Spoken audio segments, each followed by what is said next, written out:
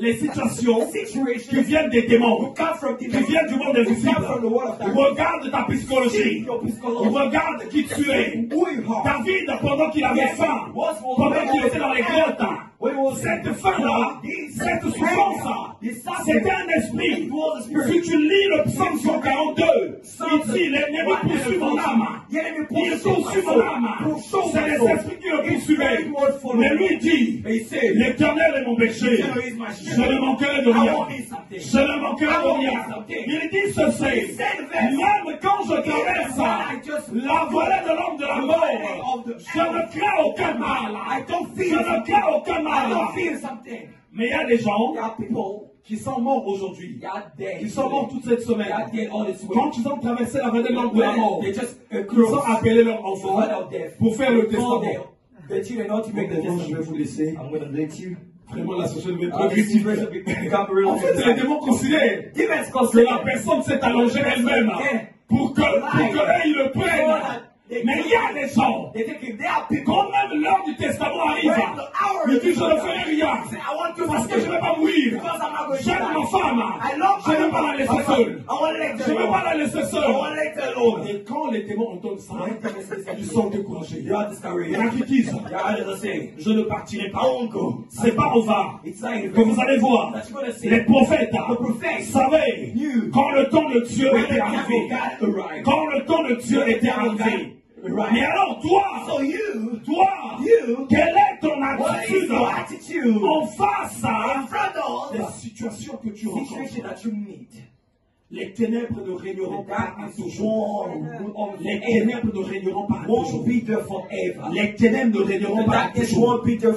La pauvreté ne régnera pas toujours. La souffrance ne régnera pas toujours.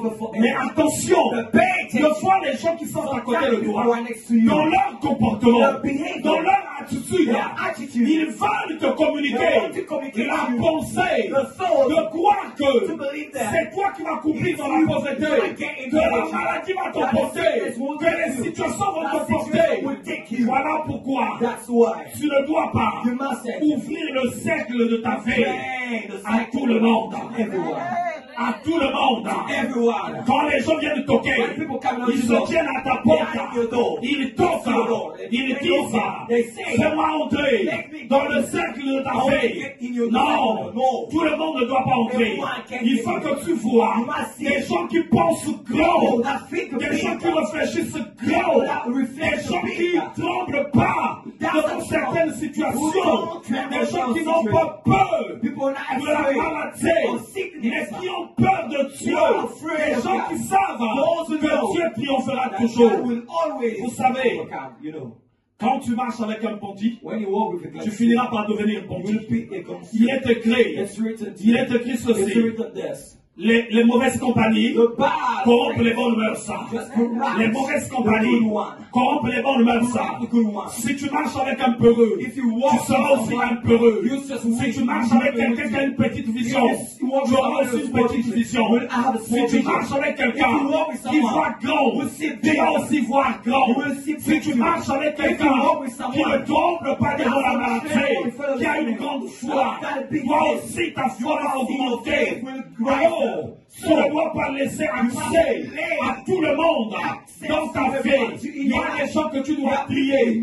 Celui-là, sa présence réactive ma foi. Celui-là, sa présence. Il y a des gens, le fait qu'il est là, cette personne-là, par le fait qu'il est présent dans ta vie, tu finiras par aller loin. Parce qu'il va te dire, les temps difficiles que tu vis aujourd'hui, ça ne serait pas éternel. Cette personne va te dire, le célibat que tu vis aujourd'hui, ce n'est pas une fin de soi, mais c'est quelque chose qui est passager. Cette personne va te dire ceci, la maladie là, elle a déjà été vaincue par Dieu. Et il ne reste que l'accomplissement. Cette personne va te dire ceci.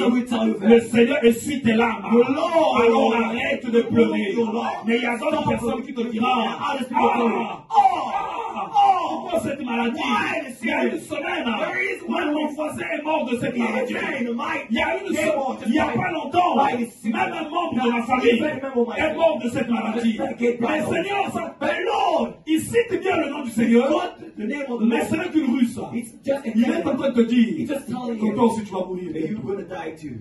Parce qu'il y a quelque chose. Son voisin aussi est mort. Il te dit, il y a son oncle qui était mort par ça. Même mon frère, c'est à peu près le même symptôme qui avait commencé avant la maladie. Il te dit, ah, tu as la hanche. Tu as la voiture vraiment. Et tu craches aussi beaucoup. Mais même mon frère, avant de mourir, il y avait beaucoup de craches. Il est en train de te dire que toi aussi, bientôt tu vas mourir. Et si tu crois en ça, puisqu'il est écrit, la foi vient de ce qu'on entend. Voilà que maintenant, tu vas commencer à te préparer à mourir. Tu vas commencer à aller rechercher les documents que tu vas laisser. Tu regardes les gens de fois qui passent. Tu commences seulement à pleurer. Tu regardes ta femme. Tu commences à pleurer. Moi, je ne vais pas mourir. Laissez-moi cette histoire. Non. J'ai même pas envie de penser à ça. Je considère que nous vivons éternellement. Je veux être là, moi. Ne viens pas me parler des gens qui sont morts, de la même situation que moi. Je n'ai pas envie de t'entendre. Je n'ai pas envie de t'entendre. Moi, je ne suis pas de ceux-là. Quand David traverse la vallée de l'homme de la mort, il ne s'y assoit pas. Il ne dort pas là. Il ne meurt pas là. Mais il passe.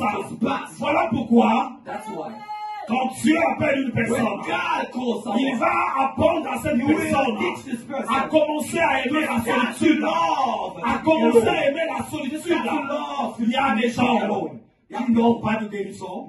Regarde déjà ce que la personne veut dire. Je sais que cette maladie-là, c'est la maladie de notre famille. Mais tu es foutu déjà. Tu es foutu déjà.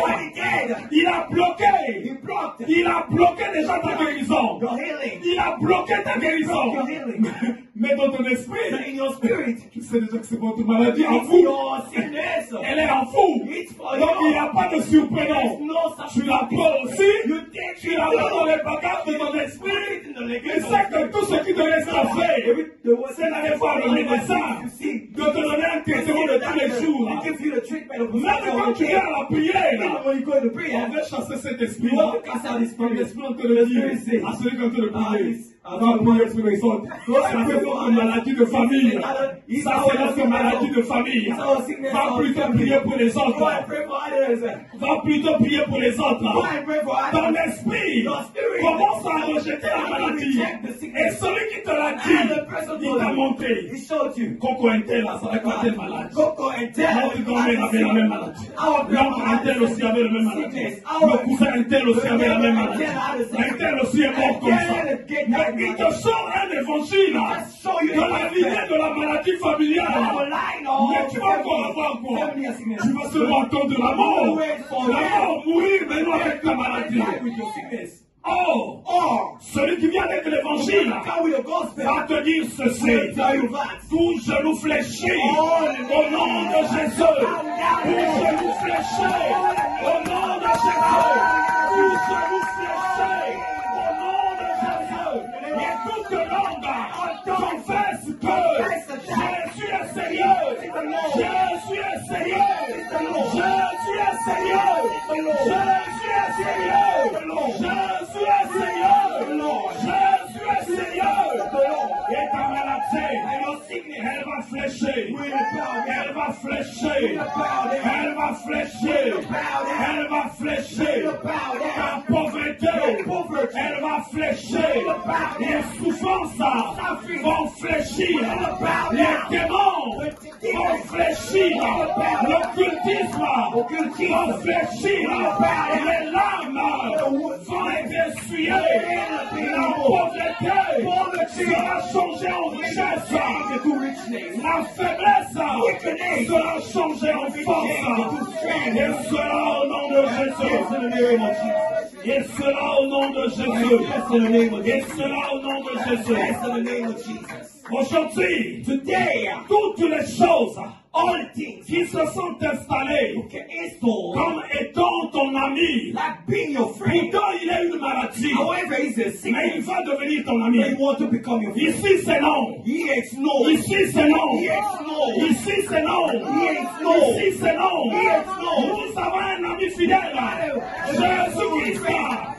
Jésus-Christ. Jésus-Christ. Jésus-Christ. Le juste. C'est lui notre ami. C'est notre ami. La pauvreté n'est pas ton ami. La pauvreté n'est pas ton ami. Les souffrances n'est pas ton ami. Les souffrances n'est pas ton ami. Les démons ne sont pas ton ami.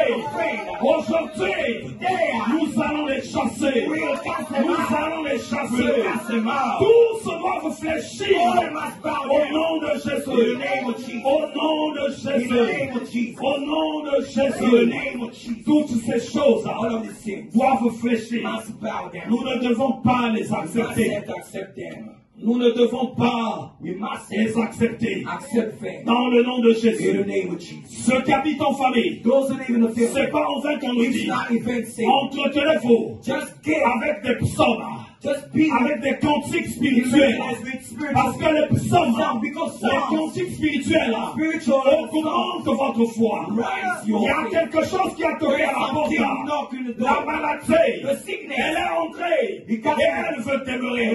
Mais quand tu t'entretiens avec les psaumes, ta foi va chasser cette chose. Et aujourd'hui, nous allons prier et nous allons chasser toutes ces choses.